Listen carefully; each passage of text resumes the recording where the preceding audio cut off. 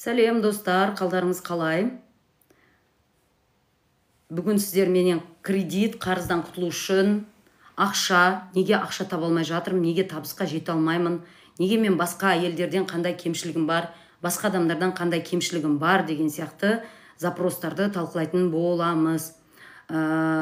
Кредитпен, қарызбен проблемасы бар, ақша тапқым келеді. Бүгінгі күнде жаңағы онлайнға шыққым келеді, табысымды арттырғым келеді, бизнесім жүрмей жатыр деген сияқты өте көптеген адамдарда проблема бар. И именно мен сіздерге как психолог ретінде психологиялық тұрғыдан не бөгет жасайды, осы туралы айтатын болам. Қысқаша өзімді таныстырып өтейін. Есім Асель болады, психолог практикпін. Бұл салада жүргеніме 4 жылдан астам уақыт болып қалды. Бүгінгі күнге дейін 1500 сағаттан астам жеке терапия өткіздім. 400-ден астам әйелмен жұмыс істедім. Менің марафондарымды 3000-нан астам әйел өтті. Сондықтан, яғни қазір сіздерге жаңағы бір пайдалы болатын біліммен бөліскім келеді. Именно байқасаңыздар, адамдардың көбі инструментке жүгіреді. Мен қазір ақша тапқым келеді, табыс тапқым келеді, енді мен не істеймін дейді да, мысалы Қытаймен бизнесті қалай жасау керек, рилсті қалай жүргізу керек. Давайте достар, лайк басып отырыңыздар, экрандарыңыздың үстін тапать етіп отырыңыздар, подписка жасамағандар мына жерде подписаться етіп қойыңыздар. Менің аккаунтымда жаңағы жоғалтып алмаңыздар, өйткені осындай стримдар жасап тұрамын. Осы стримдарды қарап, өздеріңізге пайдалы бір біліммен, немен өздеріңізбен жұмыс істеу керек, сол туралы білсеңіздер болады. Сондықтан подписка жасап қойыңыздар. Және менің шапка профиліма өтетін болсаңыздар, ссылка бар, ол жерде де YouTube канал бар. YouTube'ның ішінде де менде әртүрлі бала позициясынан шығу, критик ата-ана позициясынан шығу деген сияқты әртүрлі сабақтар бар. Сондықтан YouTube каналыма да өтіп, сабақтарды қарап өтсеңіздер болады. Қазір біз именно қарыз кредиттен құтылу үшін не істейміз? Қалай қарыз кредиттен құтылуға болады? Табыс табу үшін не істейміз деген сияқты сұрақтарменен жұмыс істейтін боламыз. Қараңыздар, жаңа айтып өткенімдей, бізге ең бірінші табыс тапқымыз келеді, жетістікке жеткіміз келеді. Ең бірінші біз не істейміз? Ең бірінші біз жаңағы мынандай нені іздейміз да, так мен не істеймін? Магазин ашайын ба? Сөйтіп ойлаймыз, бізге ақша керек, мен магазин ашайын ба? Жоқ, мен қазір мобилограф болайын ба? Жоқ, қазір видеограф болайын ба? Жоқ, тиктоктың таргетін жасайын ба? Жоқ, тағы не істеп ақша тапсам болады деген сияқты бірінші біздің целіміз осы да. Біз бірдемкені сатып или бірдемкені жаңағы тауып, жаңағы бір саланы тауып, сонымен ақша тапқымыз келеді. Бұл дұрыс әрине. Бұл дұрыс емес, бұл дұрыс. Өйткені сіз бірдемке сатқан кезде услугаңызды немесе басқа бірдемкені жаңағы продуктыны сатқан кезде ғана сіз табыс таба бастайсыз. Бірақ байқасаңыздар, мысалы әртүрлі курстар бар, бір жылда мысалы бір мобилографтың курсын 100.000 адам өтті дейік, или 10.000 адам өтті дейік, соның ішінде бірақта 100 адам мықты мобилограф болып шығады. Немесе трейдинг туралы 100 адам өтті дейік, соның ішінде 3 адам ғана соңына дейін жеткізеді, қалғандары жеткізбейді. Немесе жаңағы Қытаймен бизнес туралы курсты мысалы 50 адам оқиды, соның ішінде 4 адам ғана ары қарай жалғастырып кетеді. Неге? Қалай ойлайсыздар? Неге? Бір қарап отырғандар, тыңдап отырғандар түсініп көріңіздер. Неге солай? Неге соңына дейін барлығы 100 адам алады курсты, соның ішінде 10 адам нәтиже көрсетеді. Қалғандары тастап кетеді. Бүгін трейдинг туралы оқиды, ертең Қытаймен бизнесті оқиды, одан кейін ананы оқиды, одан кейін мобилографияны оқиды. Байқасаңыздар, сөйтіп жүре береді. Неге? Өйткені бұның түбінде жатқан біздің именно психологиялық тұрғыдан өзіміздің блоктарымыз бар. Именно осы блоктар бізге ары қарай табыс табуға, жетістікке жетуге бөгет болады. Сондықтан мен сіздерге қазір именно осы табыс табу жолында, ақша табу жолында именно қандай бөгеттер бар, солар туралы айтатын боламын. Бірінші өзіме мына жерге конспект қылып жазып алғам, қысқаша, чтобы сіздерге түсінікті болу үшін. Бірінші проблема в том, что ақша табу жолында табыс тапқым келеді, жұмысымды ауыстырғым келеді, ақша проблемасын шешкім келеді, кредитім көп дейтін адамдарға айтатыным, бірінші қараңызшы, өзіңізді қатты аяйсыз ба? Өйткені көп адамдарда именно өзін аяу бар.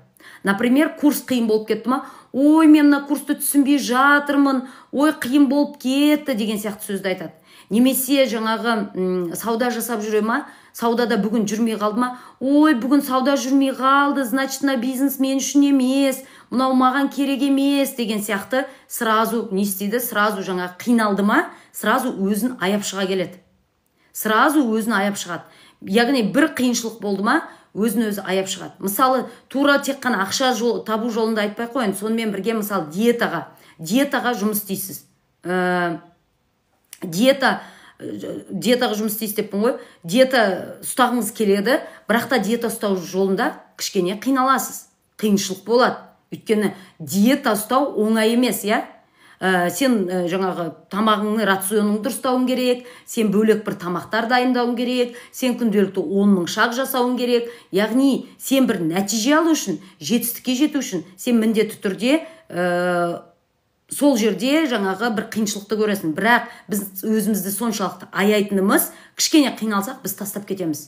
Кішкене қиын болса тастап кетеміз. Кішкене, например, мысалы, трейдинг туралы алдында қарап жатырмын да, и трейдингті жасап жатқандар айтады да, ой, мен ақша жоғалттым, 50 доллар ақша жоғалттым, бірдемке доллар ақша жоғалттым деген сияқты сөзді айтады да.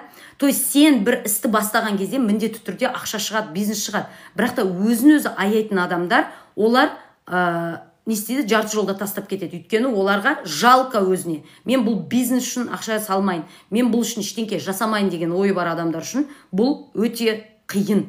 Сондықтан ең бірінші не істеуіміз керек? Өзімізді аяуды доғаруымыз керек. Енді осы жерде алдында бір кісі жазып жіберіпті да, сонда қалай сонда өзімізді, өздерің айтасыңдар, өздеріңді бағала, өзіңді сыйла деп, енді не өзіңді аяма деп отырсың ба дейді да. Сен өзіңді бағалау, сыйлау ол мүлдем басқа. Сен өзіңді сыйлай білуің керек. Сен банкротқа түсіп жатқан күнде де мен жаманмын деп айтпауың керек. Я, мен бизнес жасап жатырмын, бірдемкені дұрыс білмей жатырмын. Сондықтан мен не істеуім керек? Яғни, қараңыздаршы, ұят сезімі деген бар, кінәлау сезімі деген бар. Именно көп адамдар бір бизнесі, ісі алдыға жүрмей жататын болса, ұят сезіміне кетіп қалады. Ұят сезіміне кету деген, яғни мен жаманмын. Кінәлау сезімі деген, мен бірдемкені дұрыс жасамадым. Например, мен Инстаграм жүргізіп жүрмін, я? Мысалы, мен осылай тиктокта отырмын, қазір стримда отырмын. Егер, мысалы, бірдемкені мысалы, сатуым керек, бірдемке жасауым керек. Егер менен ешкім алмайтын болса, мен өзім үшін ұяламын, мен айтам, мен дұрыс емеспін, мен жаманмын, мен осындаймын деп тығылып қалам, коробканың ішіне кіріп қалам. Бұл уже алдыға жылжуға всегда ұят сезімі бөгет болады. То есть, кінәлау сезімі деген, кешіріңдер, мен қателік жібердім деген болатын болса, ұят сезімі деген, кешіріңдер, мен өзім қателікпін деген. То есть везде мен өзімді кінәлаймын. Сондықтан жаңағы кісі айтып отыр да, сонда сендер өздерің аямаңдар, өздерің жақсы көріңдер, өздерің сыйлаңдар деп айтасыңдар да, енді мына жерде өзіңді аямай әрекет ет дейді, я? Өзіңді аяма деген, яғни сен әрекет ету жолында жауапкершілік алуың керек, оның бір проблемалар болса, сен шыға аласың, осы туралы айтылады. То есть кінәлау сезімі туралы айтатын болсақ, бұл жерде ұят сезімі, мен қателік жібердім, болды, мен жаманмын дейтін болсақ, кінәлау сезімінде мен бірдемкені дұрыс жасамадым, бірақ та мен өзгерте аламын. Я, мына точкада мен дұрыс жасамадым, бірақ мына точкада дұрыс жасау үшін мен не істеуім керек деген сияқты ойдың болуы. Түсінесіздер ғой? Сондықтан іс әрекет жасау, бір бизнес, ақша табу, табыс табу жолында өздеріңізді аяуды доғарыңыздар. Енді қараңыз, бұның да шегі болу керек. Мысалы, біреулер мүлдем өзін аямайды. Байқасаңыздар, мынандай адамдар бар. Мен всегда сетевиктарды айтам, вообще олар өте қызық адамдар. Неге? Өйткені кейбіреулер бар, пирамидаға кіріп алады, настолько өздерінің ақшасын тупо сала береді да. Біреулер бизнесқа ақша салуға қорқып жүретін болса, а біреулер мысалы алады да ойламай сала береді. Тура сол сияқты, я? Біреулер жаңағы өзін аяп, ойбай, мына бизнестен точно менде бірдемке шығады ма деп қорқып отырады, а біреулер болса ойланбай қайта-қайта ақша сала береді, болды, на эмоциях жасайды, бәрін, ол да дұрыс емес. Сондықтан сіздер ішкі сезімдеріңізбен анализ жасау арқылы бизнесті жасап үйренулеріңіз керек. Қай жерде өзіңді аяуың керек, қай жерде өзіңді аямауың керек, білуің керек. Понимаете? Сондықтан ең бірінші пункт, қарыз кредитті жапқыларыңыз келсе, сіздер бір, мысалы, обычный сөзді айтатын болсам, сіздер мысалы бір эксперт болғыларыңыз келді, өздеріңізде шешім қабылдадыңыздар. Мен осы күннен бастап таргетолог боламын, мен таргетолог эксперт боламын, или мен таргетолог жүргізетін боламын, значит маған не керек? Значит маған күнделікті 3-4 сағат сабақ қарау керек. Значит маған өзімді сатып үйрену керек. И көп адамдар жаңағы настолько өздерін аяйды, не істейді? Ой, менде уақыт жоқ, мен таргетті қазір жасай алмаймын, мен бірдемке, менің қазір балаларымға қарауым керек, мен кешке ұйқым келіп қалады. А сен аямайтын адам не істейді? Мен өзіме сөз бердім, мен бұны жасайым дедім, мен осы саланың эксперті болам дедім, значит мен до конца жүрем деген сияқты өзін аяуды доғару керек. Екінші, эмоциямен өмір сүреді. Қарыз, кредит, жаңағы ақшамен проблема адамдар всегда на эмоциях. Оларда дисциплина деген жоқ көбінесе. Оларда тек қана эмоция деген бар. Ой, мен қазір бүгін жасайым, мен бүгін мықты болам, міне елдің бәрі осы Қытаймен бизнес жасап мықты болып жатыр, мен де сатып алам да қазір мықты болам деген сияқты өзіне өзі бүгін эмоциональный качеля жасап мен күштімін дейді. Одан кейін 2 күн қиналса болды. Не істеді? Ой, мен лоқпын, мен түк жасай алмадым, мен қолымнан келмейді екен, мен сорлымын деген сияқты бір күн шөл. Эмоциональный качеляның қазақ тілі бір күн көл, бір күн шөл. Бірде былай болып отырады, бірде былай. Сіздер күнделікті осы эмоцияны өздеріңізге жаңағы жасап отырасыздар. Бір күн диета ұстап вообще түк ішпей сумен ғана отырасыздар. Екінші күні аласыздар да нан, май, ет, Баян Мақсатқызы айтқан сияқты кешке жақын шайменен бауырсақ жеп аласыздар да, вот вам и диета. То есть табыс табу жолында ақшаның өзінің характері бар. Сіздер ол ақшаны табысты алу үшін сол характерін көтере білулеріңіз керек. Например, айтады ғой, жаңағы мына қызды бір характерлі қыз, күшті қыз, жақсы көрем, бірақ характері бар дейді. И сен ол қызды добиваться ету үшін сен өміріңде бірдемкелер жасауың керек. Сол сияқты ақшаны табу үшін сіздер сол ақшаның характерін көтере білулеріңіз керек. Ол не? Ол дисциплина. Ол өздеріңізді аямау керек кезде аямау, ол деген жаңағы эмоциямен өмір сүрмеу, сол характерлар туралы айтып жатырмын қазір, я. Келесі, 3-ші пункт, сіздер қарызда, кредитта жүрсеңіздер, табыс таба алмай жатсаңыздар, бір жетістікке жетіңіз келіп, жете алмай жүретін болсаңыздар, 3-ші проблемалар сабырсызсыздар. Сабырсызсыздар. Көп адамдар, даже мен өзім осындай эксперт болғаннан кейін мен сіздерге курстармен айтайын, я. Көп адам бүгінгі күнде даже саған бір глубинный сабақты беретін болса, оны тыңдағысы келмейді. Настолько адам сабырсыз болып кеткен. Мен даже бизнес туралы ештеңке айтпай қояйын. Алдына келген сабақты сен тыңда, я, түсін осыны. 2 сағат сабақ па, 2 рет бөліп қара. Бірақ та сен түсін осыны. Бірақ та сабырсыздықтары соншалықты. Бастағы 3-ші секундта олар түсініп алу керек. Олар 3-ші секундта нәтиже алғылар келеді. Сол нәтижені ала алмағаны үшін не істейді? Алады да қарамайды, бәрін бетімен қарайды, шаршап кетеді, бәрі мынандай. Бәрі рилстың өмірін сүреді. 3 минуттық маған бәрін 3 минутта бер деген сияқты. Тура сол сияқты табыс жолында да сіздер бір жетістікке жету үшін сабырлы болуларыңыз керек. Басында қиын болады, басында жаңағы жүрмей жату мүмкін, басында бірдемкеден құлап жатуларыңыз мүмкін да, бірақ та сабырменен алдыға қарай жүру керек. Алла тағала өзінің бір қиыншылығын беретін болса, оны көтеретін күшін береді, я. Бірақ та біз как будто қазір көтере алмаймыз, мына жұмыс қиналып бітті, мені өлтіріп бітті деген сияқты. Например, маған жақында жеке терапияға, бизнес терапия деп айтайын, я, именно бизнесі жағынан бір ханым сұрағымен келді. Айтады да, менде бизнес жүрмей қалды дейді да. Содан кейін айтамыз ғой, не болып жатыр? На самом деле бизнесін қарасаң, күшті жүріп жатыр да.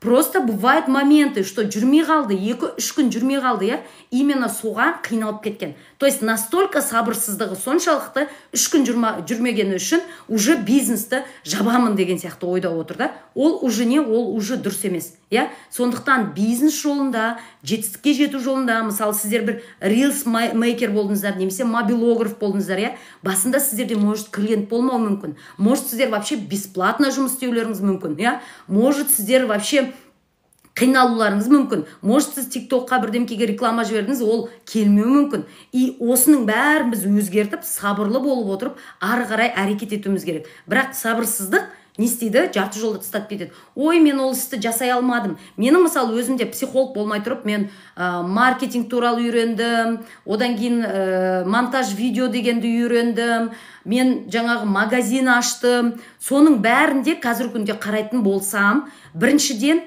мен өзімнің осы сабырсыздығымнан көбінесе провал болғам екен.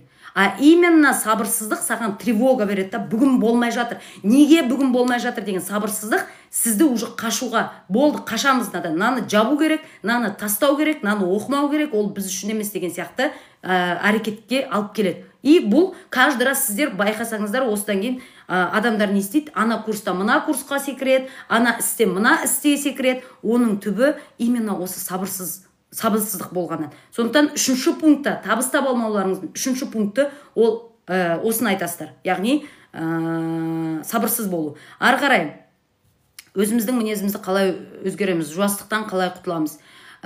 Жуас болсаңыз, сіз на самом деле жуастық жаман емес.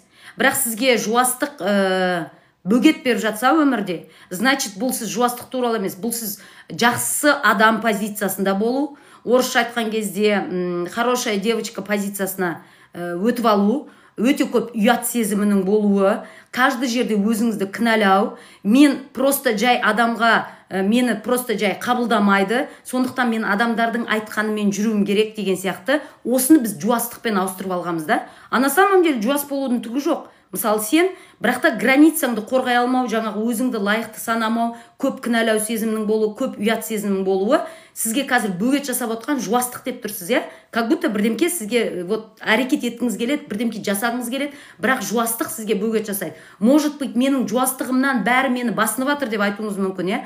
Бірақ та ол сіздің жуастығыңыздан емес. Просто сізде травма бар. Именно травмаңыздан өзіңізді проявлять ете алмайсыз. Например, кішкентай кезінде сен келінсің, сен келін боласың болашақта. Ешкімге өзіңнің ойыңды айтпа, сен үлкендерді тыңда, бәрі дұрыс, кроме тебя дегенді үйрететін болса, ол адам ертеңінде, например, біреуге өзінің ойын айта алмай, жуас болудың арқасында ішіне бүткіл жаңағы өзін баса береді. Одан кейін ол немен шығады? Ол үреймен шығады, қорқынышпен шығады, агрессиямен шығады. Яғни жуас болуды қою керек. Кішкентай бала ужас болсашы дейді. Қалай кішкентай бала ужас болсашы? Түсінбедім. Так, ары қарай, ата-анам шетелде жұмыс істеуге қарсы болып жатса, қалай түсіндіруге болады? Біріншіден, Акулова, біріншіден сұрақ сізге, қанша жасыңыздасыз? Иә? Ата-анаңыздан сепарация жасалмаған сияқтысыз. И көбінесе ата-анаңыздың тоже манипуляциясымен жүретін сияқтысыз. Потому что көп ата-аналар бүйтіп айтады: мен сені тудым, сен менің айтқаныммен жүруің керек, сен менің айтқаным тыңдауың керек, сен менің айтқаныммен жүресің. То есть ата-ана былай айтады: мен өзім үшін де өмір сүрдім, қазір сен үшін де өмір сүрем. Ал сен болса менің айтқаныммен ғана өмір сүресің деген сияқты позицияда болады. Ал ата-анадан, знаете, ата-анадан сіздер до конца никогда сепарация жасай алмайсыздар. Ата-ана сізден вообще сепарация жасамайды. Сіз олардың өмір бақи баласы болып жүресіз. Бірақ та біз өзімізді каждый раз: мам, это моя жизнь. Мен сені жақсы көрем, я уважаю. Сен бәлеге қаласың, қазір шетелге барып, өліп қалуың мүмкін, мам, это моя жизнь. Мен, например, кредит алып жатқан кезде мамам араласты. Қазір төлей алмай қаласың, мам, төлей алмасам мен төлей алмаймын. Каспий звондаса маған звондайды, Народный звондаса маған звондайды. Это моя жизнь. Сіздер каждый раз өздеріңіздің ата-аналарыңызға границаңызды қоймағанша, ата-аналарыңыз сіздерді манипулировать ететін болады. Потому что ата-ана сізді ешқашан жібергісі келмейді. Бала, байқасаңыздар, иә, туылады, бала алдыға, ата-анаға бала не істейді? Бірінші алдыға қарай жүріп бастайды, иә. Бала бүйтіп қолын бүйтеді, иә, жүріп бастаған кезде бала бүйтеді: қолыңды жібер мен жүргім кеп тұр дейді, иә. Сол кезден бастап баланың сепарациясы басталады. Қасықпен аузына беріп жатқан кезде қасықты өзі алып жегісі келеді, иә. Сол кезден баланың сепарациясы басталады. Бірақ та ата-ана баланы жібермейді, иә. Байқасаңыздар, жүргісі келсе: ойбай, қазір құлайсың, ойбай, қазір өлесің, ойбай, құлап қалам екен, қазір мұрнын жарып алам екен деген сияқты баланы сепарация жасақсы келмейді. И всю жизнь вот так. Сондықтан сіздер өздеріңіз ата-анаға каждый раз: мен сенен кеткім келеді. Бала итерді ғой анасын, иә. Сол сияқты сіздер каждый раз өздеріңіз: мен сенен кеткім келеді, мама, менің жеке өмірім бар, мен сенен кеткім келеді деген сияқты өздеріңізге сепарация жасауды үйретулеріңіз керек. Но в то же время түсініңіздер, көбісі ойлайды сепарация деген мама пошла ты нафиг, пап пошел ты нафиг, мен өз-өзімен өмір сүремін, сендер болды маған ешкім емессің. Ондай емес.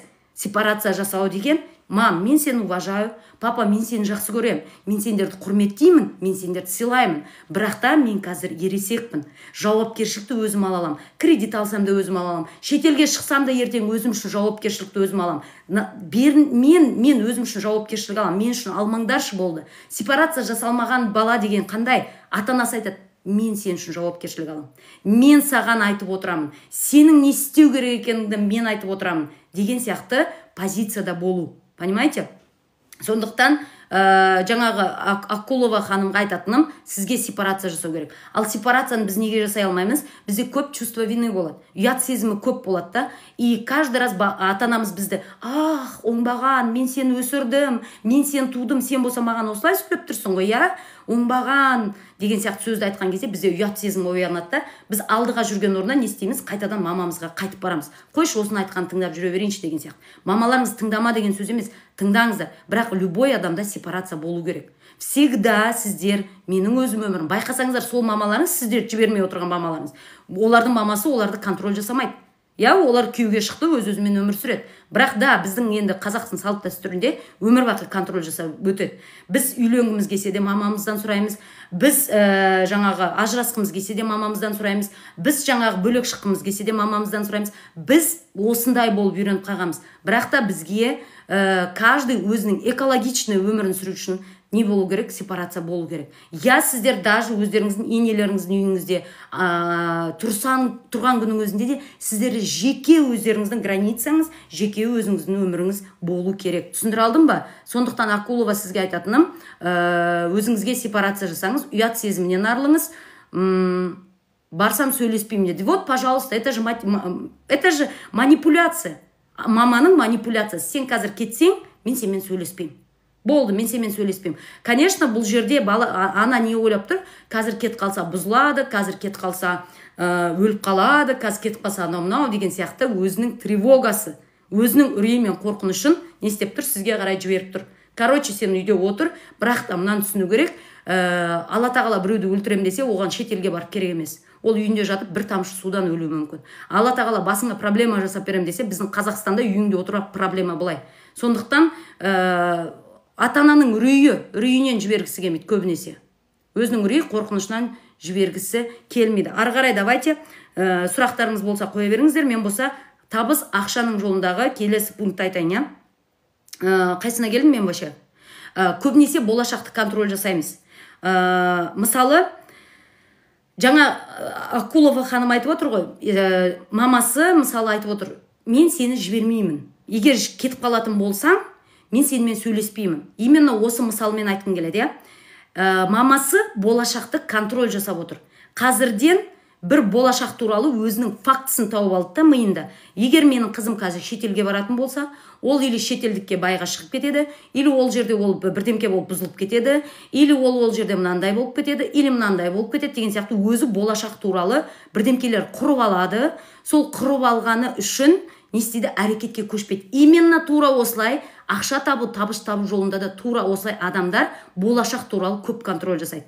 Қазір мен мына бизнесті бастасам, ол точно жүреді ма? Ол жүрмей қалса не істеймін? Ал банкрот болып қалсам не істеймін? Қазір мен стримға шығып сата алмай қалсам не істеймін?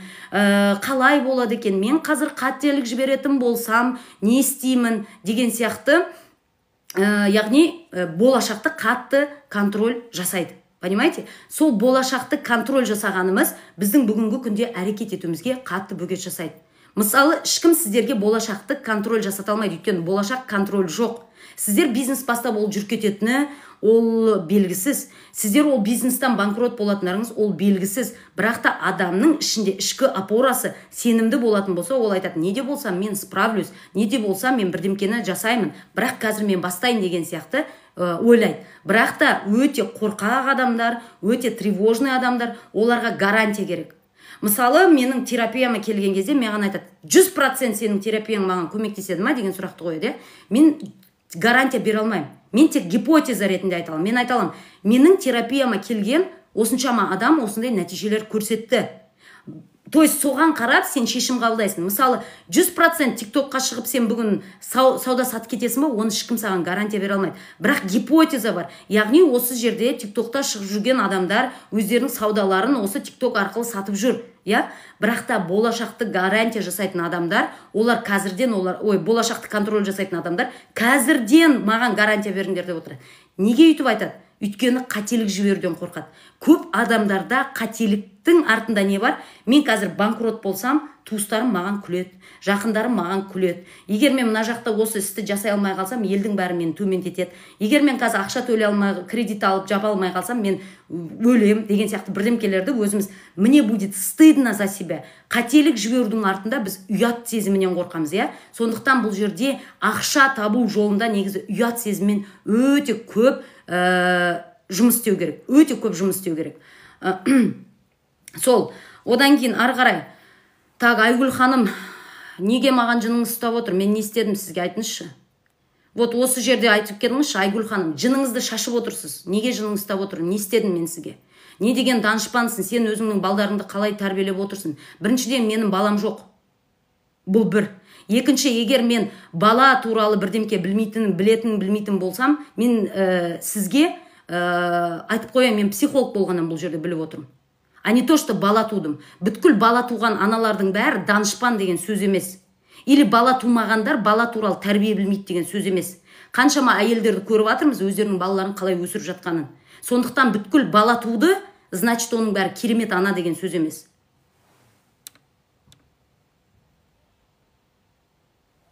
Адам біреудің өз ақылымен жүру керек. Мына қыз не жеп ақылды болған?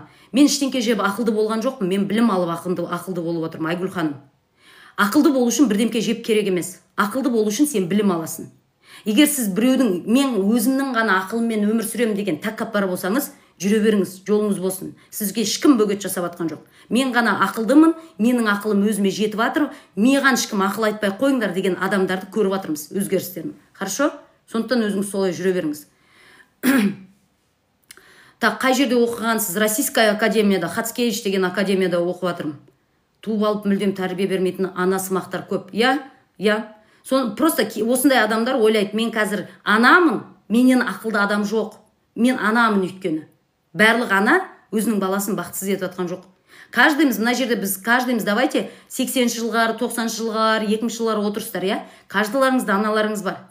Бірақ та каждыйымыз травмированный баламыз, Неге? Өйткені бізге берілген тәрбие. Бірақ та біз ата-анамызды ол үшін кінәлауға ешқандай да себебіміз жоқ. Неге? Өйткені олардың өздері де көрген жоқ. Ол кезде психолог деген болған жоқ. Ол кезде Юнг деген болған жоқ. Ол кезде Кемел адам деген кітап болған жоқ. Ол кезде Марғұлан Сейсенбаев болған жоқ. Давлатов болған жоқ. Адамдар ол кезде аштықтан қалай шықсақ, осы соғыстан кейін қалай есімізді жисақ деген өмірді ғана сүріп жүрді, 90-шы жылдардың кризисінен баламызды қалай аман есен алып шықсақ деп, барлығы агрессияда жүрген өздері ашулы адамдар болды. Сондықтан біз оларды ешқандай да кінәлай алмаймыз. Бірақ бүгінгі күнде, құрметті аналар, каждыйыңызда өте үлкен мүмкіндік бар. Өздеріңіздің балаларыңызды, мен мынандай айтып кетейін, любой бала бір травмамен өседі, любой бала. Бірақ та глубинный травмаға кетіп қалмаса болды. Бұл глубинный травмаға кет қалмаса болды бала. А ол сіздердің бірінші өздеріңізбен жұмыс істеуден басталады. Егер сіздер мына жаңағы отырған Айгүл ханым сияқты, менің әрбір адамның ақылы өзіне жетеді, әрбір адам деп өзінің эгоцентризммен отыратын болса, 100% ақылы жоқ адам екен, 100% белгілі. Потому что егер ақылды нормальный адам болса, ұнамаса просто шығып кетеді, ол даже хейт та жазбайды. Бірақ хейт жазып отқанына қарағанда өте ашулы, өте жыны ұстап отырған адам. Ашу неден болады? Реализация жоқ адамдарда ашу болады. Өзінің қалаған жасамаған адамдарда болады. Ата-анамыздың өз проблемасынан батыс қатып жүріп, біздерді өсіп кеткенімізді білмей қалды ғой. Соны айтып отырмын. Сондықтан біз оларды кінәламаймыз. Ешқандай да кінәламаймыз. Бірақ та түсіндіргім келгені. То есть, жаңағы ата-аналардың бәрі жаңағы ақылды болады. Яғни оның баласы бар, значит оның бәрі ақылды. Менің балам бар, значит мен өзім балаға тәрбие беруді өзім білем деген қателік. Өте үлкен қателік. Егер сіздер бүгінгі күнде балаларыңызға дұрыс тәрбие бере алмайсыздар ма, өздеріңізбен жұмыс істеңіздер. Или шамаларыңыз келсе, жаңағы білім алған, психологический білім алған, детский психолог оқыған, сондай адамдармен жаңағы үйіңізге няня қылдырып алыңыз, шамаңыз келсе. Шамаңыз келмесе, өзіңіз граница туралы үйреніңіз, балаңыздан сепарация жасау туралы үйреніңіз, балаңыз қай кезде сепарация жасау керек, негативті ойлар туралы үйреніңіз, потому что сіз өзіңіздің қорқынышыңызды, например, жаңағы мына жерде ханым айтып отыр, иә, менің мамам мені шетелге жібермейді. Мамасы өзі қорқақ, мен қорқақпын, сен де қорқақ бол, сен де шетелге шықпа, сен де ештеңке жасама. Понимаете, сіздер осылай тәрбие бересіздер. Егер сіз өзіңіз қорқақ болатын болсаңыз, немесе қателік жіберуден қорқатын болсаңыз, сіз балаңызға да тура соны жасайсыз. Жасама, барма, банкрот болсаң күледі, ағаң күледі, мына жерде мынауың күледі деген сияқты, иә? Сондықтан, сәлеметсіз бе, жолдасыммен қаржылық мәселені шеше алмаймын, артық ақшасын бергісі келмейді мүлде. Күлшайда ханым, қай жерде жазылған, что жолдасыңыз сізге артық ақшасын беру керек? Қай жерде жазылған? Я, ол вообще, да, ол сіздің күйеуіңіз, ол сізді асырау керек. Бірақ та егер оның санасына ол жетпейтін болса, онда сізде өзіңіздің границаңызды қорғауыңыз керек, та? То есть границаны қорғау деген болды маған жолама емес. Действительно, так, менің күйеуім ақша бермейді. Менің күйеуім ақшасын бәрін сыртқа құрады, ойынға құртады, бүткіл ақшасын жаңағы анаған құртады, мынаған құртады. Болды, ол сондай адам. Сіз қазір күйеуіңізді өзгерткіңіз кеп тұр. Сіз күйеуіңізді өзгерткіңіз кеп тұр. Бірақ та сіз ешкімді өзгерте алмайсыз. Мен сізге айтамын, біріншіден просто күйеуіңіз сондай адам екенін қабылдаңыз. Вместо того, чтобы қазір сіз өзіңізді өзгерткіңіз кеп отқан жоқ, маған ақша бермейді екен, значит мен ақша табайын, ол үшін мен дамиын, өсейін, бірдеңке жасайын деп отырған жоқсыз. Оның орнына күйеуім өзгерсін, добрый болсын, милый болсын, бүткіл ақшаны маған келіп ана рилс бар ғой, бүйтіп маржан жо сол сияқты бүйтіп маған ақшаны лақтырсын деп тұрсыз. Бірақ ол бермейді. Болды, бермейді. Түсініп тұрсыз ғой, ол бермейді сізге ақшасын. Оған лучше сыртқа құрту, оған лучше мамасына апарып беру, оған лучше алған квартираны мамасына атына жазып қою, оған сол лучше. Значит, сіз онымен алыспайсыз, сіз өзіңізбен алысасыз. Значит, мен өзіме ақша табуым керек. Біз не істейміз? Жоқ, мен оған бала туып бердім, значит, ол да мені қарау керек, өмір бақи қарау керек деп 40 жыл байларыңызбен алысып жүресіздер. Оның орнына 4 жыл өзіңізбен алысыңызшы. 4 жыл мен дамим, өсем, бермесең бермей қой ақшаңды. Жарайды, еркектігің осы болсын, жарайды, мен өзім ақша тауып үйренем деген жетіңіздерші, сіздерге ертең ақшаны, яғни өзіңіз ақ тауып үйренесіз. Бірақ мамама, папама қызын шетелге жұмыс істесе сені өлтірем дейді, сенен кесірін деп мамаға тиіседі. Бір-біріңізде просто Акулова ханым, үйлеріңізде жүрген, сіз спасательсіз, мамаңыз агрессор, папаңыз мамаңыздың агрессоры, жаңағы Карпман шүпіршінде жүргендерсіздер. Қалай өзімізбен алсамыз? Айка ханым, біріншіден жаңағыдай айтып жатқандайым, өзіңіздің психологически өзіңізбен жұмыс істеуіңіз керек. Бірінші, внутренний пустота ештеңе. Психологически өзіңізбен жұмыс істеуіңіз керек. Әйелдер, қараңыздаршы, мен күйеуім маған үйтіп жасамай отыр, анау маған бүйтіп жасамай отыр, мынау бүйтіп отыр деген адамдар, олар жаңағы жертвалар, иә? Жертва неге жертва болып отырады? Жертва неге жертва болып отырады? Потому что ол 100% менің өмірімді мен өзім шеше алатыныма, мен өзгерте алатыныма сенімсізбін. Яғни мен лайықты емеспін, мен төменмін, менің қолымнан ештеңке келмейді, мен ештеңке жасай алмаймын, мен и вообще түк жасай алмаймын деген адамдар, олар бүйтіп ойлайды, мен қазір күйеуімді лучше өзгертіп көрейін, мен қазір ананы өзгертіп көрейін, мен жертва болып жаңағы өзімнің немді жасайын деген сияқты. Өлі қатты айтады екенсіз. Я, өкінішке орай, ханымдар, мен кішкене қатты сөйлеймін. Потому что менде розовая психология жоқ. Сондықтан жертва болуды доғарамыз. Ең бірінші, өздеріңіз я такая милая, я такая бриллианточка, я такая супер, я такая классная деген мына очкиларыңыз шешіп, шындыққа қараңыздар. Өмірде ең бірінші факт, ол шындыққа қараңыз. Сізге егер күйеуіңіз ақша бермей отырса, сіз жертвасыз. Сізге, значит, құнды емессіз. Сізге ақша беретіндей, сіз құнды емессіз. Я, может, сіз бала туып бердіңіз, я, может, сіз ыдыс жуып бердіңіз, я. Ну, сіз құнды емессіз. Понимаете? Сіз егер құнды болатын болсаңыз, сіздің шын самооценкаңыз болатын болса, не істейсіз? Маған ақша бермейді, пошел он на 3 буквы дейді да, не істейді? Барата өзі жұмыс істейді. Сен менің өмірімді құрбан жасай алмайсың. Мен өзім үшін өзім қараймын. Сенің ақшаңа менің өмірім қарық қалмасын деп әйел өзі жұмыс істей бастай алады. Бірақ та құнсыз әйелдер жаңағы ауызбен бла сен маған ақша беруің керек, сіз деген үйтуіңіз керек, бүйтуіңіз керек деген сияқты жаңағы жертва состояниенде отырсыз. Рахмет үлкен рахмет, жүзіңіз нұрланып тұр, мықты жансыз, рахмет үлкен. Сондықтан, ханымдар, өздеріңізді құнды жасай бастаңыздар. Мысалы байқасаңыздар, просто даже бәріміз көріп жүрген блогтарды айтайықшы, инстаграмда, иә. Мысалы бұрын сен осы жүргізбейсің. Мысалы Мерей Асылбековна деген бар. Немен істеген, Арифлеймен істеген, қазіргі күнде, по-моему, білмеймін, бір сетевойда істейді, иә. Сол айтады, басында менің күйеуім маған рұқсат берген жоқ дейді. Бірақ мен өзімді дамыттым, өсірдім, өзіммен жұмыс істедім дейді да. Күйеуімнің ақшасы жетпейді, мен олмен алысқан жоқпын, мен өзіммен жұмыс істедім дейді да. Соңында қазір өзінің құндылығын көтерген арқасында күйеуі қасынан шықпайды. Сол сияқты Айгүл Ерубаева деген бар, например, Қытаймен бизнес, иә. Тура солай не істейді? Жаңағы Қытаймен бизнес жасаймын дейді, күйеуі қарсы болады, шықпа дейді, ешқайда бармайсың дейді, сөйтіп отырып, бірақ та жасап жүре береді, а қазір күйеуі қасында жүр. То есть әйелдер, сіздер өздеріңізді құнды жасап бастаған кезде, сіздердің күйеулеріңіз, или бұл жерде қараңыздар, 100% айтпаймын, кейбір күйеулер әйелдердің өсіп кеткенін қаламайды. Олар обязательно ажырасып тынады, кетіп тынады, сен бұзылған қатынсың, сен бұзылдың, ырғыңдап бүйте бересің деген сияқты сөзді айтады. Понимаете? А кейбіреуі болса не істейді? Кейбіреуі болса, жаңағы күйеуім, әйелім, мен мынандай әйелді жоғалтқым келмейді, сондықтан мен не істеуім керек? Әйелім үшін ары қарай құндылығын көріп бара жатырмын. Мынау қызғанып өз-өзімен қасында уже тыңдай бастайды, иә. Отбасылық бюджет деген бар ғой. Дұрыс айтасыз, бар.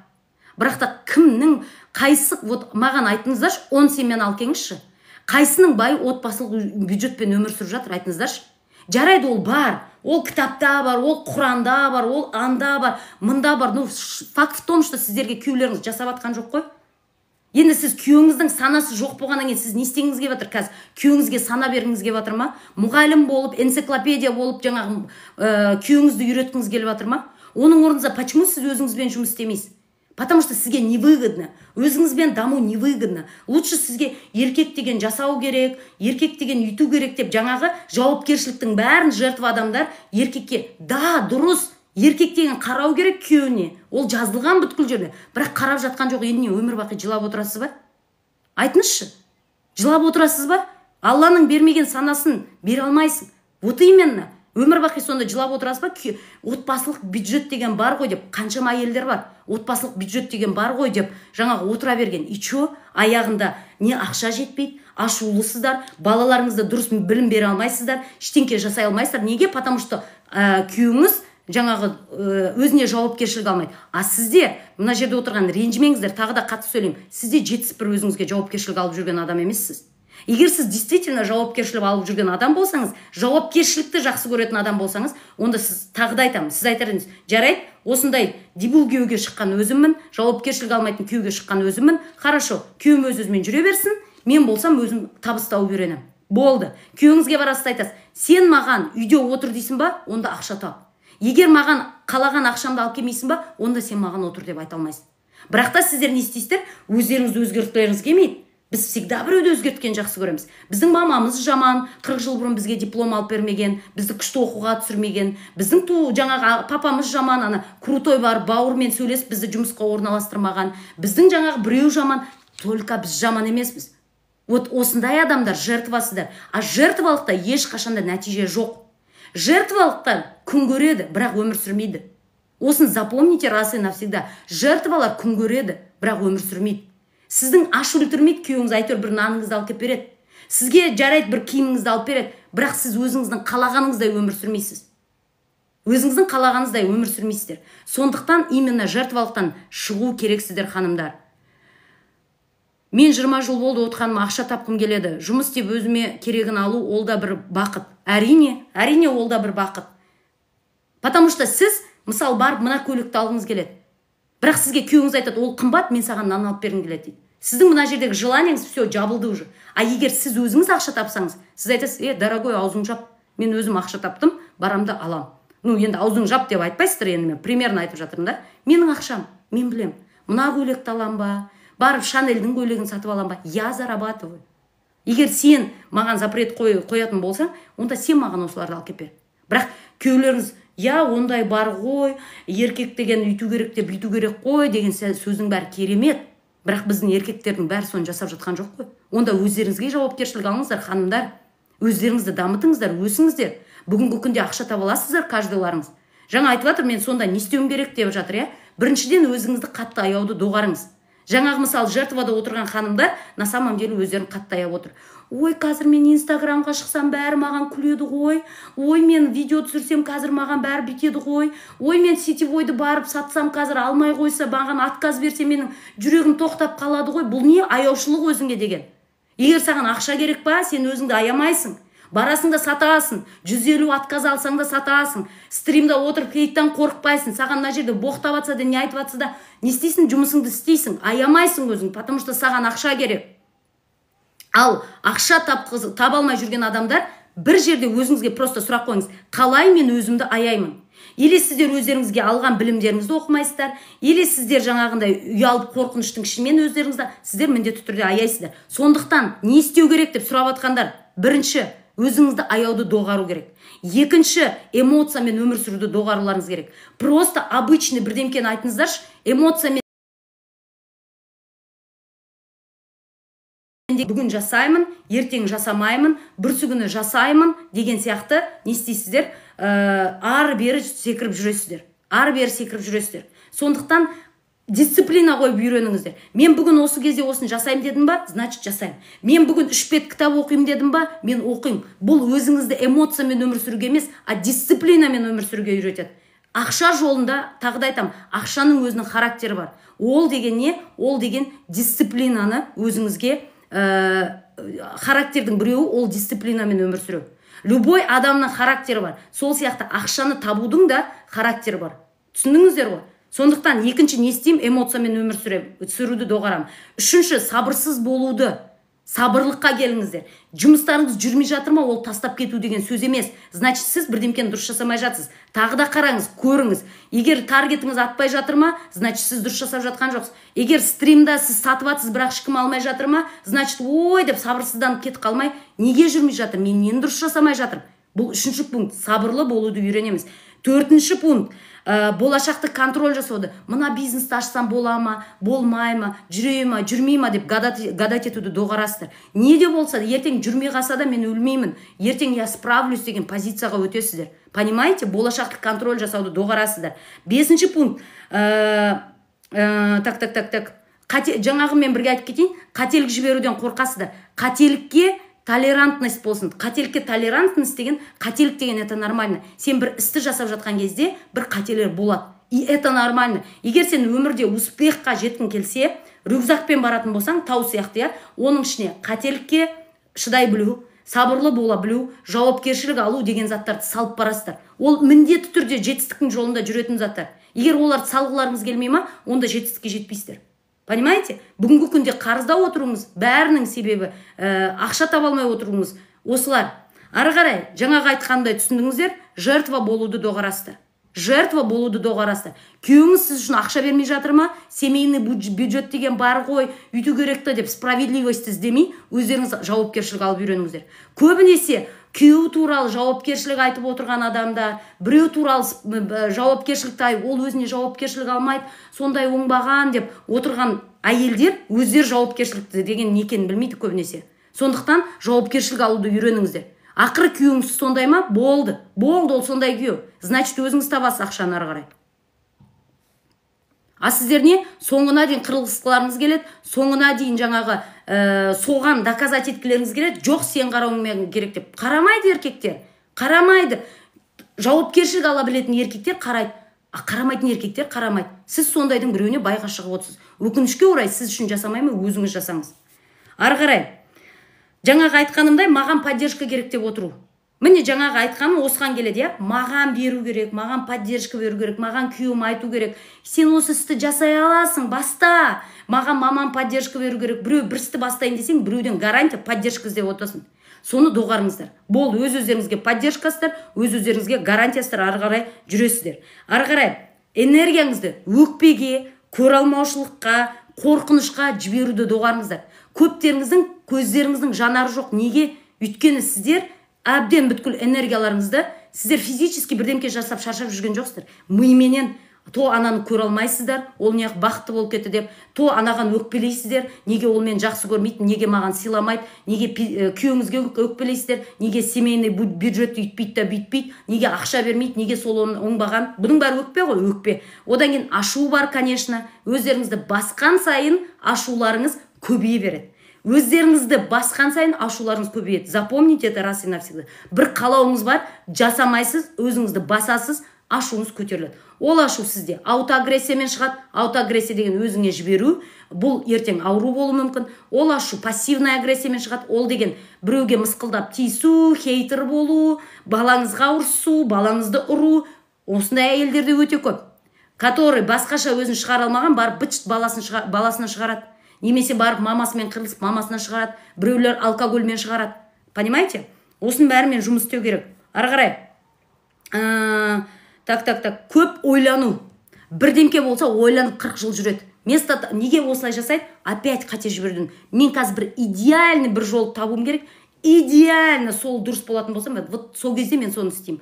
Оғанға дейін мен вообще түкте істемеймін. Болды, мен идеальный жол тауып алуым керек бірінші деген сияқты.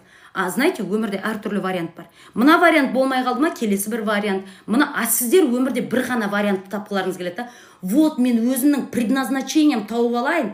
Сол жұмысты егер табатын болсам, мен өмір бақи сонымен бай болам, бақытты болам, кайфовать етем, удовольствие болады деп ойлайсыздар. А на самом деле это не так. Олданша тез жасап көріңіздер. Жасаңыздар, көріңіздер, сіздікі ма, сіздікі емес па? А сіздер жоқ. Қазірден мен чтобы біреуін ғана тауып алайын деп қиналып отыра бересіздер, одан тағы да не, агрессияңыз одан да көп болады. Сондықтан көп ойлануды доғаруларыңыз керек. Әрбір күннің кішкентай проблемасынан сіздер үлкен проблеманы решать ететін әрекетке көшпейсіздер. Түсініп жатсыздар ма? Әрбір күннің кішкентай проблемасынан, кішкентай әрекетінен сіздерді үлкен әрекетке апаратын, яғни үлкен нәтижеге алып келетін әрекеттерге көшпейсіздер. Тас жинаудың орнына құм жинап жүресіздер, одним словом. Тас жинаудың орнына құм жинап жүресіздер. Сәлематсыздар ма? Сондықтан, ол не? Мысалы, сіз өзіңізге шешім қабылдадыңыз, я? Мен бүгіннен бастап осы бизнесті бастау үшін TikTok-ымды жүргізіп қолға алам. Мен бүгіннен бастап видео түсіре бастаймын. Мен бүгіннен бастап мына трейдингті күнделікті 3 сағат оқимын деген сияқты сөздер айттыңыздар, я? Бірақ та сіздерде ақшамен проблема болып жатыр. Ой, ақшамен деппін ғой, допустим, үй жинау керек, мына жақта құдағиыңыз келіп қалды, мына жақта бірдемке болып қалды, мына жақта подружкаңыз звондап қалды. Ұсақ түйек проблемаларменен сіздер мына үлкен нәтижеге алып келетін әрекеттерді жасамайсыздар. Ұсақтарды жинап жүресіздер, құмдарды. Содан кейін почему нәтиже жоқ? Да потому что сен бүгін видео түсірген жоқсың. Да потому что сен стримға шыққан жоқсың. Да потому что, мысалы, мен мықты психолог болуым келеді ма? Мен онда қазір ыдысымды қоя тұрамын, я? Мен онда қазір үйімді жинауды қоя тұрамын.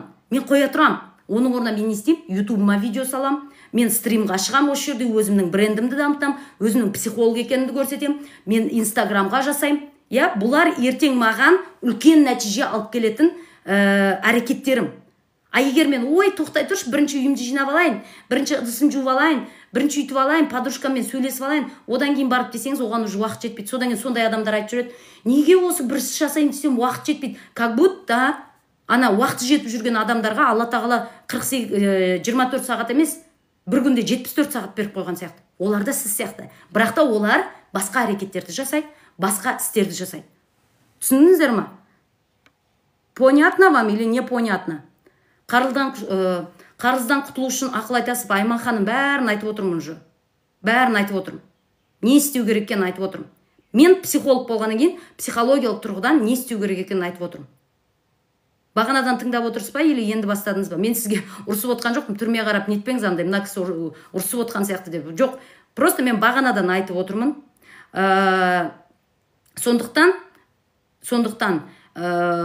не істейсіз? Может, келесі стримға келесіз, может, көреміз, может, мынаны YouTube-қа салып қоям, видеоны алып, я? Сол жерден қайтадан тыңдайсыз. Сондықтан осы пункттарды жасайсыздар. Ал кімге ұнап жатыр? Кімге ұнап жатыр, ханымдар? Ары қарай өзімен кім дамығысы келеді? Кім дамығысы келеді? Давайте, рахмет, күшті, дұрыс айтып отырсыз. Рахмет үлкен. Тоқтаңыздар, мен нем бітейін деп жатыр. Зарядкамды қойып қоям. Мен бір терапиям бар еді, мен сіздерменен сөйлесем де вообще терапиямды ұмытып кеттім. Енді сіздерден де шыға алмай отырмын мына жақта. Ана жақта терапияда ханым да отыр, ұят болды, вообще есімнен шығып кеткен ғой. Маған жеке терапияға келеді ханымдар. Соның біреусінің бүгін онлайн терапиясы болу керек. Саусақтарыңыз тап-таза. Күшті айттыңыз ғой, рахмет. Рахмет үлкен. Енді қараңыздар. Келесі маған елдің сөзіне бәрібір дейсіз. Маған елдің сөзіне бәрібір. Мен елдің сөзін тыңдамаймын.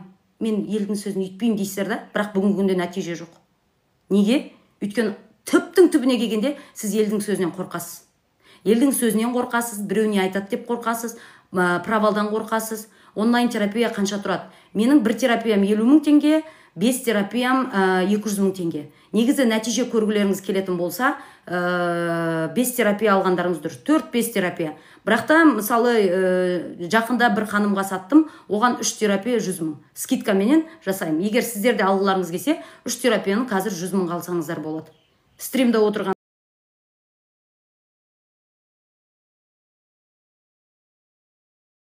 жолдасым күнде ішеді, қазір декреттем, точнее материально зависимый болып жүрмін. Ашы айтып та, ашы да жайды айтып қойдыра алмай жүрмін. Вот, знаете, көптеріңіздің проблемаларыңыз, сіздер біреуді өзгерткілеріңіз келеді. Өгіздей 40 жасқа келген шалдарыңызды өзгерткілеріңіз келеді. Қоймай қойсын, денсаулық өзінікі, өмір өзінікі. Сіз өзіңіз үшін жаңадан бір шешім қабылдаңыз. Почему вот сіздер созависимостьқа кетіп қаласыздар? Күйеулеріңізді қойдыртып, қойыңыз, я еркін, еркін, қойыңыз. Почему сіздер біреуді өзгерткілеріңіз келеді? Ол сіздің байыңыз болса да, сіздің хақыңыз жоқ біреуді өзгертуге. Өзгергісі келетін адам өзі өзгереді. Егер бір күні өлімді ойлап, ары қарай ішкісі келмейтін адам өзі тоқтатады. Тоқтағысы келмейтін қаншама алқаштар өліп қалған. Болды. Сіз оны өзгерте алмайсыз. Молодец, Гүлшат ханым. Ол сізді ұрсын, содан кейін сіз оны ұрыңыз, аяғында бір-біріңізді өлтіріңіз да, содан кейін может балаларыңыз бар, біреуіңіз немене дана, түрмеге кетіңіз, біреулеріңіз жаңағы өліңіз, сондай дәрежеге жетіңіз. Сондағы қазір күндегі тапқан шешіміңіз осы ғана ма? Осы ғана ма? Болды ма? Ол мені үйтеді, бұл мені бүйтеді. Ұрыңыз, ол сізді ұрды, ертең сізді бір ұрса, сіз барып пышақпенен бір қойыңыз, болды. Сол ма сонда? Болды ма? Өміріңіздің мәні сол ма? Соны өзгерту ғой. Сіз настолько өзіңізді Құдай позициясына қойып тұрсыз, жоғары. Мен оған өмір сүруді үйретем деп. Мен оған қазір қойдыртамын. Білесіздер ма, алқаштардың, әйелдерінің проблемасы в том, что олар ойлайды, мен қазір қойдыртам. Оның шешесі қойдырта алмай жүр ма? Нет, шешесі ол қойдыртамайды. А вот мен әйелім, каким-то образом мен оған қойдыртам. Қойдырта алмайсыздар. Сондықтан жаңадан шешім қабылдайсыздар. Егер сіз финансово зависимый болып отырсыз ба, декреттегілер де күйеуіңіз өліп қалса не істер едіңіз ал? Балаңыз бар, не істер едіңіз? Жүгіріп жүріп бір жерде жұмыс істеп табар едіңіз ғой ақшаны. Сондықтан сылтау қылмаңыз декретте отырғаныңызды, шығыңызда ақша табыңыз өзіңіз. Зависимый болмаңыз. Екінші көріп отырсыз ба, уже қаншама жыл қоймай жатыр, өзіңізге шешім қабылдаңыз. Керек па ондай бай сізге или керек емес па? А сіздер анандай Құдай позициясын өтіп кетесен, мен қазір қойдыртам. 20 жыл болса да қойдыртам. 20 жыл қойдыртамай жүрсіздер, но думайте, что сейчас получится. Не получится у вас. Алқаштар өздері қойғысы келсе қояды. Болды. Енем как будто приказ беріп сөйлейді, тазала жу деп, соны көтере алмаймын. Бөлек шығармайды, что делать? Біріншіден, как будто деген сөзіңізге қарағанда, сізге солай көрінетін сияқты. Мүмкін приказ беріп сөйлейді. Мүмкін сөйлейді, мүмкін олай да болуы мүмкін. Сондықтан, опять же, мен жаңағы өзгергім келмейді, бірақ та енем бізді шығарсын, енем жасасын. Енеңізге выгодно сондай болу. Наверное, да. Сіз ол жаңағы бірінші күйеуіңізбен сөйлесуіңіз керек, біз бөлек шығамыз, шықпаймыз. Егер шықпайтын болсаңыз, уже түсінуіңіз керек. То есть, не істеуім керек? Или мен көтеремін оның айтқан сөздерін, или көтермеймін. Бірақ та көп әйелдер сіздердің проблемаларыңыз енеңіздің жаман болғаннан емес, сіздер просто настолько іштеріңізде өздеріңіз жараңыз бар, маған ешкім қарсы сөйлемесін, маған ешкім бірдемке айтпасын, жаңа хейттан қорқу сияқты ғой. Яғни сіздер түбінде мен жаманмын деген ойларыңыз бар. Сондықтан сізге как будто енеңіз полды жушы деген сөз жарайды айтыпты. Бірақ та сіз оны басқаша қабылдауыңызға болады. Бірақ та сіз приказ ретінде қабылдап тұрсыз. Неге? Өйткені сіз түбінде как бы маған олай сөйлемесін, маған қарсы сөйлемесін. Маған қарсы сөйлесе менің жүрегіме тиеді. Маған бәрі нәзік сөйлесін. Егер маған қарсы сөйлесе, солай қатты сөйлесе, значит мен жаман адаммын деген түбіндегі жарам бар. Сол жарамды тырнағанын қаламаймын деген сияқты. Ал ол кезде не істеу керек? Өздеріңізбен жұмыс істеулеріңіз керек. Егер сіздер өздеріңізде я нормальная дейтін болсаңыздар, сіздерге біреу келіп ненормальная десе, соған ладно, окей, сен үшін ненормальная бола салам деп айтасыз. Мысалы, жаңа маған мына жерде Айманбай, Жанба бір ханым айтып отыр ғой. Не ішіп не болып жатсыңдар деген сияқты. Егер менің ішімде анандай бір ұят сезімі болатын болса, мен ойбай, маған Айман деген үстіп айтты, құрсын, Айман маған үстіп айтты дер едім. Бірақ та қатты тез сөйлеймін деп тамағым ауырып қалды ғой, құрсын. Бірақ та менің ішімде ондай ұят болмағанын мен айттым, мен ішіп ақылды болып отқан жоқпын, білім алып ақылды болып отырмын дедім. Понимаете? Сол сияқты біреудің сөзі сізге рана болып тисе, ол на самом деле ол адамның сөзінен бұрын сіз өзіңізді солай қабылдайсыз. Бұл бір. Екіншіден, барлық адам сізге жылы сөйлеуге міндетті емес. Түсініңіздер. А сіздер каждый адам мені жақсы көрсін, каждый адам маған басын иісін, каждый адам мені сыйлап құрметтеп тұрсын деген ойларыңыз бар да? Понимаете? И это нормально. Сіз енеңізді жақсы көруге міндетті емессіз. А Еркін ханым, сіздің просто бұл ответственностіңіз, понимаете? Сіз уже күйеуіңізді жақсы көресіз ғой? Күйеуіңіз жақсы көресіз. Күйеуіңізбен қалғыңыз келеді ғой? Қалғыңыз келеді. Бірақ күйеуіңіз сізге айтып отыр. Біз осы үйде тұрамыз, болды. Осы үйде қаламыз деп отыр. То есть сіз если сізге бай керек болатын болса, онда сіз осы үйде қаласыз. Сіз тыңдайсыз, сіз көнесіз. Потому что енеңіз өзгермейді. А сіз болсаңыз, оның айтқан сөзіне өзіңіздің көзқарасыңызды өзгертуіңізге болады. Я мен жақсы көрмей тұр, я маған приказ беріп тұр, я жарайды жүре берсін, раздражать ете берсін, маған бәрібір деп жүре беруіңізге болады. Бірақ та сіздер жаңа каждый сөзді өзіңіздің жүрегіңізге жұмсақ аласыз, потому что сізге өте қиын. Потому что сізге өте ауыр. Потому что сізге жаңағы ішіңізде и так ол жара бар. Сіздің самооценкаңызбен, ішкі опораңызбен проблема бар. Байым жоқ болса, байым болайын дедіңіз ба не? Байың жоқ, менің байым жоқ болса, сіз маған бай болайын деп отырсыз ба? Какая вам разница, менің байым бар ма, жоқ па? Мен осыны түсініп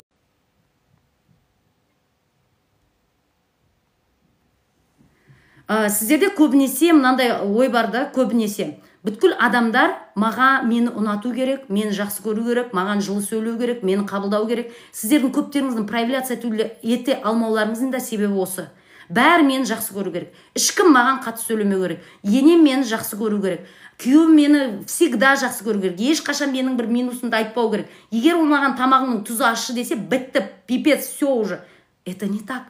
Бывает, адамдар сізді кеше жақсы көріп отқан адам бүгін настроениесі жоқ болуы мүмкін. Или шынымен сіздің тамағыңыз ұнамай қалуы мүмкін. Но это никогда не говорит, что сіз проблемныйсыз. Знаете, самооценка деген бар, самоценность деген бар, я? Самооценка деген көбінесе именно бір артында условиялары бар. Именно сонымен өмір сүресіздер да. Егер маған енем приказ берсе, значит мен жаман адаммын. Егер маған қатты сөйлесе, тисе, значит мен жаман адам. Тисе берсін. Главное, сіз мән бермеңіз сөзіне. Пожалуйста, тисе берсін. А ондай дәрежеге жету үшін сіз өзіңіздің кім екеніңізді білуіңіз керек та. Понимаете? Енеңіз приказ беріп тұрса да, на самом деле ол маған приказ беретін адам емес, я мен оның үлкендік үшін жарайды аузым жаба салайын деп жүре беруге де болады да.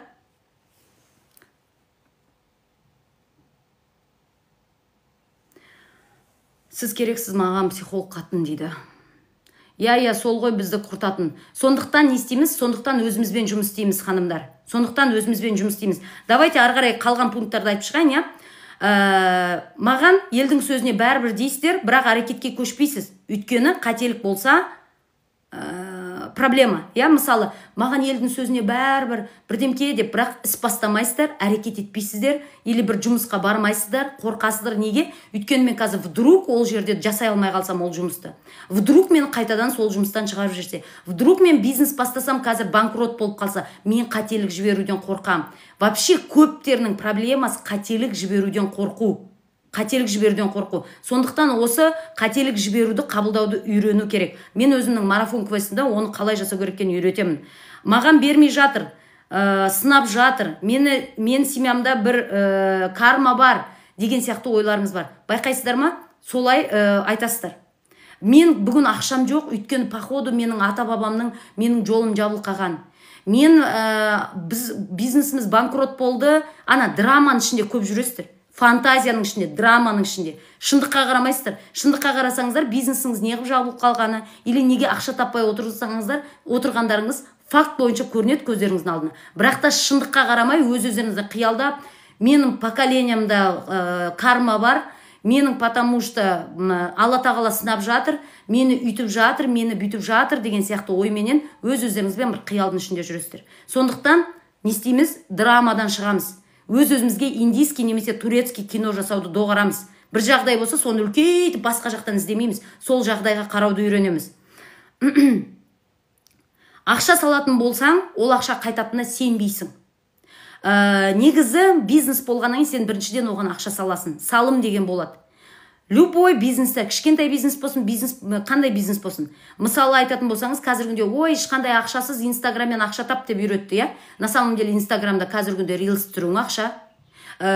Басқа неменеді таргет жасауың ақша, таргетолыққа ақша беруің ақша, бәрі ақша, чат-ботың ақша. Сондықтан ақша табу жолында ақша салу ол міндетті. Ол ақшаны қайдан аласыздар басында? Это ваши проблемы. Бірақ та ақша саласыздар. Егер ақшаңыз жоқ болып жатыр ма, бизнесқа ақша салу үшін бірінші барып біреуге жұмыс істейсіздер. Понимаете? Солай бірінші ақшаңызды көбейтіп бастайсыздар. Так. Одан ары қарай инструмент жоқ.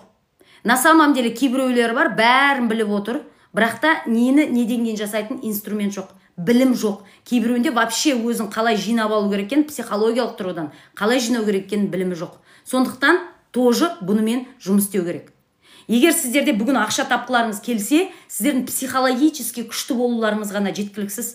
Сіз бірінші психологически күшті болып аласыздар, одан кейін сіздер бір салада жұмыс істеулеріңіз керек, бірдемкені сатуларыңыз керек, пирожки сатасыздар ма, трейдингпен айналысасыздар ма, Қытаймен бизнес жасайсыздар ма, эксперт боласыздар ма, логопед боласыздар ма, уролог боласыздар ма, гинеколог боласыздар ма. Қазіргі күнде мысалы тиктокта гинекологтар да толып отыр, я, өзінің консультациясын тауып. То есть сіздерге ақша табу үшін бір инструмент керек. Бірақ сіздер көптеріңіз оқымайсыздар ғой. Сіздер оқымайсыздар, сіздер дамымайсыздар, сіздер алмайсыздар. Или білім аласыздар, жасауға келген кезде психологиялық тұрғыдан оқымайсыздар. Или психологиялық тұрғыдан оқисыздар, мына жағынан ештеңке жасамайсыздар. Понимаете? Өйстіп мына жақ жүресіздер, или там. А сіздерге екі инструмент керек. Біріншісі ақша табу үшін кәдімгідей бір жаңағы сала керек, а екіншісі психологически сіз соған дайын болуларыңыз керек. Психологически ол не? Ұят сезімнен арылу, қателік жіберуден қорқуды доғару, өзіңнің құндылығыңды көтеру, ішкі опораңды қалыптастыру, я? Бағанадан айтып жатқандардың бәрін дұрыстау керек. Сол кезде ғана сіздер ақша тауып бастайсыздар. Түсінікті ма? Кім енді өзінің ең соңғысын айтып кетейін, түпкі ниетінде мен лайықтымын деген өзі жайлы ойы жоқ. Яғни өзін кем санайды. Мен ақшаға лайықты емеспін, мен табыс табуға лайықты емеспін, мен күшті эксперт болуға лайықты емеспін, мен психолог болуға лайықты емеспін, мен лайықты емеспін деп өзін бағалайды. Ниеті сол. Егер сіздер мен лайықты емеспін деп өмір сүресіздер ма, сіздер шынымен лайықты емеспін жолын тауып аласыздар. Мен өзім марафон квестінде ол қалай болатыны туралы сабақта полностью түсіндіремін. Ал енді ханымдар, осыменен тегімді айттым. Енді ары қарай бұны өзгерту үшін не істейміз? Бұны өзгерту үшін біз өзіміздің жаңағы бірінші мен лайықтымын деп состоянияға жетуіміз керек. Екінші, негативті ойларымызбен жұмыс істеуді үйренуіміз керек. Үшінші, ұят сезімнен арылуымыз керек. Төртінші, өзіңді кінәлаудан арылуымыз керек. Қателік жіберуден қорқудан арылуымыз керек. Бесінші, агрессиямен жұмыс істеуіміз керек. Бүгінгі күнде агрессия, мысалы, көбісі айтады, ашуымды қалай бассам болады, қалай ашуланбасам болады? Ашуланбаса емес, ашу болу керек ол. Ашу ол всегда өзгеріс үшін келетін энергия. Яғни біз қандай кезде ашуланамыз? Бірдемкені өзгерткіміз келген кезде ашуланамыз, я? Күйеуімізге бірдемке айтқан кезде біз бірдемкеге жаңа өзгертсін деп айтамыз, я? Бірақ та ол көмектеспейді. Біреуге жіберген ашу көмектеспейді. Ашуды сіз өзіңіздің реализацияңызға жіберуді үйренуіңіз керек. Мен марафон квестінде осының бәріне сіздерді үйрететін болам. Марафон квестінің ішінде 35 сабақ бар. Бірінші, өздеріңізбен қарым-қатынасты дұрыстайсыздар. Екінші, өзгелермен қарым-қатынасты дұрыстайсыздар. Үшінші, ақшамен қарым-қатынасты түзейсіздер. Енді қараңыздар, өзіңіздің энергияңыз көбірек болу керек. Ол үшін біз өкпемен, көре алмаушылықпен, ашуменен, үрейменен жұмыс істеуіміз керек. Мен марафон квесттің ішінде осы сабақтарды беретін боламын. Негативті ой, үрей қайдан келіп жатыр, сонымен жұмыс істейсіздер. Ашу туралы сабақ берілетін болады. Ұят сезіммен жұмыс істейтін боласыздар. Сіздер энергияларыңызды уже өкпеге, көре алмаушылыққа жіберуді доғаратын боласыздар. Бірінші энергияларыңызды сақтап қаласыздар. Одан кейінгі энергияларыңызды уже керекті салаға жіберетін боласыздар. Сондықтан 35 сабақтың 9 сабағы ақша блогы туралы, қалған сабақтардың бәрі өзіңіздің ішкі дүниеңізді, ішкі опораңызды қалыптастыру үшін берілетін сабақтар. Ішкі дүниеңізді, ішкі опораңызды қалыптастыру үшін. Еще плюс сіздерге 40 аудио сабақ қазір алатын 4 адамға 40 аудио сабақ сыйлыққа берем. Самооценка экспресс-курс деген аудио сабақты. То есть ол сабақтарды тыңдау арқылы сіздер өздеріңіздің мышленияларыңызды уже дұрыстай бастайсыздар. Так, мына жерде терапияны сұрап жатсыздар. Бір терапия 50 000 теңге. Алматы қаласында болсаңыздар офлайн болады, басқа қалалардан болса онлайн болады. Онлайндан да ешқандай сапасы өзгермейді. Тура осылай WhatsApp видеозвонокпен сөйлесеміз. 1 сағат 15 минут аралығында болады. Бір терапия 50 000 теңге. 5 терапия алатын болсаңыздар 200 000 теңге. Бірақ қазір егер менен осы марафон квестті сатып алып, марафон квестті алып, өзінің самооценкасын дұрыстағысы келетін, ішкі опорасын қалыптастырғысы келетіндерге қанша сеанс керек негізі? Мен сізге айтар едім, мен терапиямда 4-5 терапия. Мен бүткіл клиенттермен 4-5 терапиямен жұмыс істеймін. Сондықтан пакет ретінде 5 терапия деп алсаңыз болады 200 000 теңгеге. Немесе бір ғана терапия алып көрсеңіз болады 50 000 теңге. Сондықтан терапия 5 терапиямен уже кәдімгідей өзгеріс болады. Мен сразу бір терапиямен өзгеріс жасаппаймын. Неге? Өйткені бұл жерде сізбен біз жұмыс істейміз. Мен қаншалықты ақылды болып отырсам да, сізден бірдемкен білгім келсе де, сіздің психикаңыз басында қарсыласуы мүмкін. Сондықтан терапия 5 терапия болған кезде ашылады, ішіндегі бүткіл проблема, травмаларыңыз табамыз, я. Содан кейін не істейміз? Содан кейін уже жұмыс ары қарай сол проблемаларыңызбен жұмыс істейтін боламыз, травмаларыңызбен жұмыс істейтін боламыз. Сондықтан қазір ханымдар, мен мына жерге сіздерге окошко ашамын. Кім марафон квестті алғысы келеді, кім терапияны алғысы келеді. Терапия бағасы 200 000 теңге. Марафон квестті алатын, жаңағы самооценка, ішкі опораны қалыптастыратын сабақты алатын болсаңыздар, ер адам қабылдайсыз ба? Қабылдаймын. Келе беріңіздер. Марафон квестті алатындар 20 күн бойы өзім кері байланыс беріп отырамын. То есть сабақтарыңызды өзім тексеріп отырамын, тапсырмаларыңызға жауап беріп отырамын. Одан кейін екінші 1 айға доступ беріледі. Кейбір сабақтар сіздерге постоянныйға қалады. Одан кейін рахмет үлкен, білімің арқылы қоғамға жаңа адамдар келсін. Рахмет үлкен. Айтқаныңыз келсін. Одан кейін дальше не істейміз? Дальше сол. Қазір алатын 4 адамға, марафон квестті алам дейтін 4 адамға бір терапия сыйлыққа берем. Марафонның бағасы 20 000 теңге. Марафонның бағасы 20 000 теңге. Қазір осы жерде окошко қалтырам, номерларыңыз жазыңыздар, или мына жерге номерларыңыз қазір жазыңыздар. Мен сіздерге сразу WhatsApp-тарыңызға шығамын, өзімнің аудио дауысымен шығам. Біреу мошенниктер, біреулер келмесін. Сол үшін мен естеймін, мен сәлематсыз ба деп сізге өзім аудио дауысымды жазам. Соған қарай мен екенді көресіздер, и менің номерімді берген сол бойынша жұмыс істейсіздер. Хорошо? Жақсы ма? Давайте қазір окошқа қалтырам. Окошқаға терапияны алғысы келетін, немесе марафон квестті алғысы келетіндер мына жерге жазыңыздар. Кстати, ред рассрочка бар. Редпенен алатындар 23 000 теңге. Терапияны алатындар ешқандай да қосылмайды, 200 000 теңге 5 терапия. Оны редпен алсаң, рассрочкамен редпен алсаңыздар да болады. Қазір міне мына жерде ханымдар, мырзалар 30 секунд уақыт болады, астына окошко беріледі қазір. Сол жерге номерларыңыз жазыңыздар, кім алғысы келеді. Сразу стрим біткеннен кейін сіздерге жазамын. Аштым міне. Астыда тұрғанға номерларыңызды жазыңыздар. Астыда тұрғандарға номеріңізді жазыңыздар. Марафон квестті алам деп, немесе терапияны алам деп, мен сіздерге номеріңізді жазыңыз, болды, мен сізге WhatsApp-тан өзім шығам қазір. Аудиомен шығам. Қазір алатындарға мүмкіндік, бір терапия сыйлыққа берем. Бір терапия қазір алған 4 адамға сыйлыққа берем. Яғни сіздермен кәдімгі WhatsApp видеозвонокпен 1 сағат ұзақтығында сөйлесетін боламыз. Жазып үлгердіңіздер ме? Кім үлгерген жоқ, астына жазуларыңызға болады. Жазып үлгердіңіздер ма? Жазғандар жаздым деп мына жерге жазып жіберіңіздерші, номерімізді жаздық деп. Тарт етіп конкретный мотивация алдым эфирдан. Знаете, мотивация деген сіздерге ешқандай да көмек бермейді. Конечно, жақсы, рахмет үлкен. Үйтіп айтып жатқандарыңызға, бірақ мотивация ол көмектеспейді. Мотивация ол мысалы тісіңіз ауырғанда обезболивающий ішкен сияқты, просто жаңағы сізге қазір басылуға көмектеседі. Мә, күшті болып қалдым, мен керемет болып қалдым. Бірақ ішіңізде травма тұратын болса, самооценкаңыз төмен болатын болса, ішкі опораңыз төмен болатын болса, ол сізге вообще көмектеспейді. Ол вообще көмектеспейді мотивация. Мотивация байқайсыздар ма? Көп семинарларға барып, еге деп шығасыздар, я? Одан кейін қайтадан сынып қаласыздар. Сетевойдың семинарларына барасыздар, байлық туралы үйреніп шығасыздар, одан кейін тағы сынып қаласыздар. Ал мен сіздерге жаңа только путтарын айттым. Мынаны өзгерту керек, мынаны өзгерту керек, мынаны өзгерту керек. Бірақ сіздерде оны қалай өзгерту деген жоқ қой.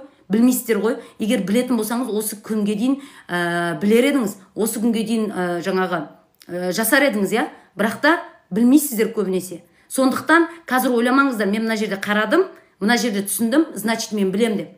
Білмейсіздер. Мен сіздерге марафон квесттің ішінде именно пошагово қалай өздеріңіздің негативті ойларыңыздан бастап, мына ішкі ойларыңыздың бәрін қалай тазарту керек екенін мен сіздерге полностью түсіндіретін боламын. Сондықтан марафон квестқа келіңіздер. Терапия ала алатын болсаңыздар, терапия алыңыздар. Ол сіздерге жақсы. Почему? Потому что терапияда сіздер уже полностью жаңағы полностью өздеріңізбен жұмыс істейсіздер, я? Полностью жаңағы сізбен бізге отырып сізбен жұмыс істейміз.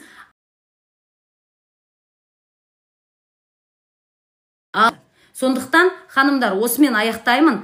Қазір менің бір терапиям бар. Мен соны жасап тастайын, я? Бір сағат ішінде сіздер кім номерін қалдырды, соларға мен жазамын. Хорошо? Күтіп отырыңыздар. Все, сіздерге сау болыңыздар, сәттілік, сіздерді күтемін.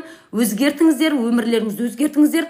Күйеуім маған бермеді, анау маған үйтпеді, мынау маған битпеді деп отыруды доғарыңыздар. Егер біреу менің номерін жазып үлгермесе, шапка профиляда сілтемелер тұр, я? Менің неме тиктогыма кірсеңіз. Бірінші сілтеме тұр, сол сілтемеге өтсеңіздер, менің ватсабыма өтесіздер. Сол жерге де мен марафон квест алайын деп едім, мен терапияңызды алайын деп едім деп жазсаңыздар да болады. Все, давайте, күндеріңіз сәтті өтсін. Рахмет сіздерге, сау болыңыздар.